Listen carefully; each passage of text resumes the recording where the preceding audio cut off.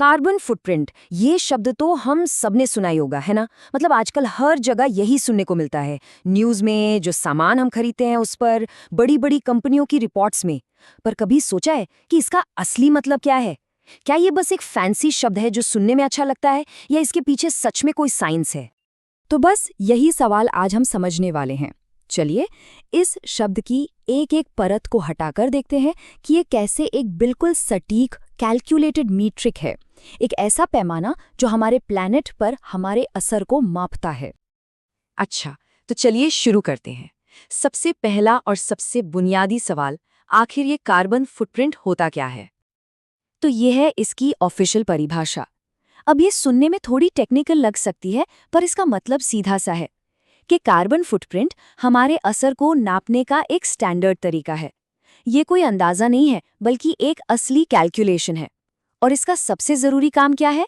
ये सभी अलग अलग ग्रीनहाउस गैसों को एक ही यूनिट में बदल देता है, जिसे कहते हैं CO2 इक्विवेलेंट या CO2 समतुल्य।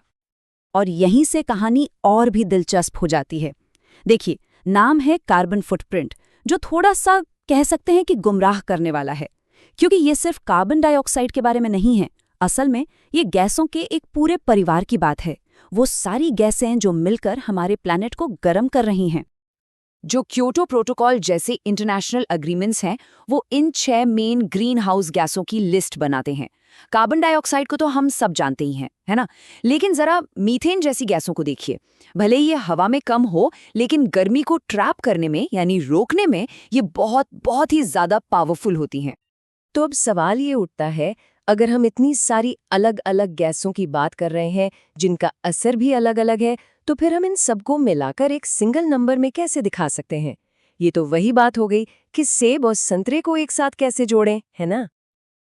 इस प्रॉब्लम का एक बहुत ही स्मार्ट सोल्यूशन है। इसको ऐसे समझिए कि जैसे अलग अलग देशों की करेंसी को एक दूसरे में बदलने के लिए हमें एक एक्सचेंज रेट चाहिए होता है ना? बिल्कुल वैसे ही हमें इन गैसों के लिए भी एक एक्सचेंज रेट चाहिए, ताकि हम सबको एक ही पैमाने पर नाप सकें।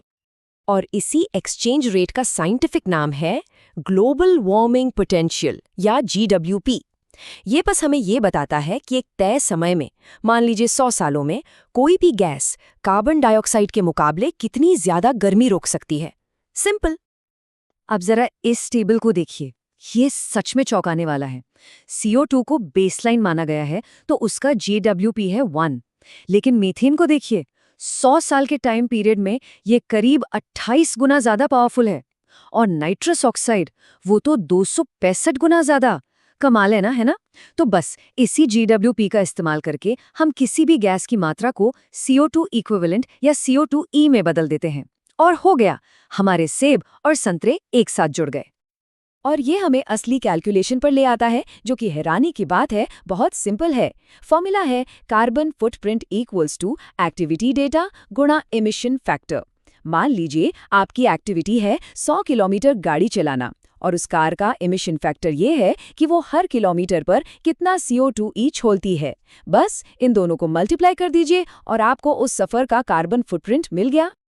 ठीक है, तो अब हम ये तो जान गए कि क्या नापना है और कैसे नापना है, लेकिन अगला बड़ा सवाल है, इसकी बाउंड्री यानी सीमाएं कहाँ तक होंगी?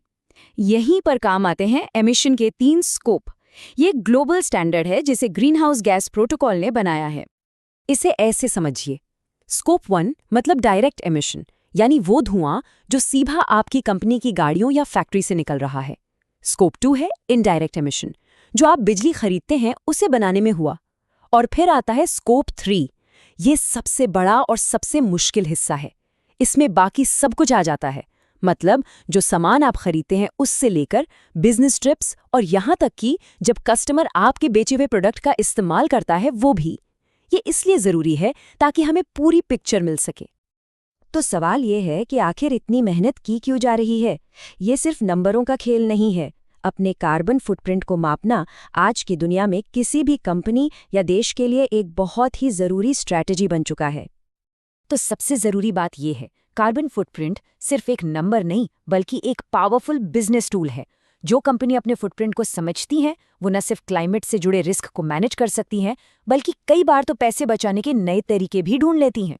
साथ ही वो अपने इन्वेस्टर्स और कस्टमर्स को ये भी दिखा सकती हैं कि वो एक बेहतर भविष्य के लिए सीरियस हैं। और हम आपको इसी एक सवाल के साथ छोड़कर जा रहे हैं। सोचिए, एक डिलीवरी कंपनी का 98% फुटप्रिंट ऐसी ट्रांसपोर्ट सर्विस से आता है जो उसकी अपनी नहीं है बल्कि आउटसोर्स्ड है। तो अब सवाल ये है कि आपके घर तक पहुंचे उस एक पैकेज के एमिशन के लिए असल में जिम्मेदार कौन है? वो कंपनी जिसने पैकेज भेजा या वो ट्रांसपोर्ट कंपनी जिसने उसे डिलीवर किया?